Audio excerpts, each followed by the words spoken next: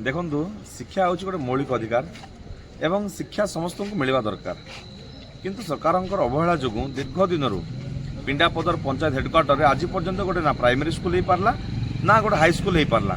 जो primary school था JLC था बंद हो गलानी आउ जो हाई स्कूल अच्छी हेडक्वार्टर माने पंचायत जो हाई स्कूल रहवा था ता जाई मरचगुड़ार अच्छी जहाँकि पाखापाखि 6-7 किलोमीटर दूर में अच्छी अवस्थित। तेणु प्रत्येक दिन जो पिला माने पाठ पढ़ुंट जावासवा करें स्कूल जाऊँगी से प्रत्येक दिन 10-12-15 किलोमीटर जावा आसवा चल चली जाऊँगी कि गाड़ी मिलला तो भल कथा ना ये विभिन्न समस्यार सामना कर पुणी बण पहाड़ जंगल दे से यातायात कर तो ये सब समस्या को आम समाधान करने ग्रामवासी अभियोग आधार में तुरंत गोटे नूतन स्कूल खोलिया सहित गोटे आवासिक से गोटे केमी हॉस्टेल स्कूल हो पार और पिला केमती शांति भल भाव में खुशी पाठ पढ़ी पारे ताप गोटे अभियोग देवाई आसलु। पिंडापदर पंचायत वासी नाम प्रमोद कुमार हियाल कौन आज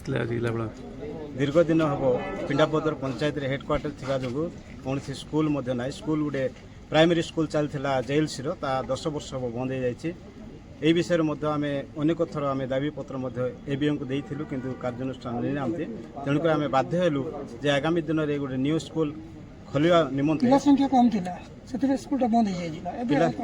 पिला संख्या एबे वर्तमान अछंती 45टा पिला संख्या अछंती आ स्कूल हेबा द्वारा 5टी ग्रामर लोक माने उपकार पाइबे।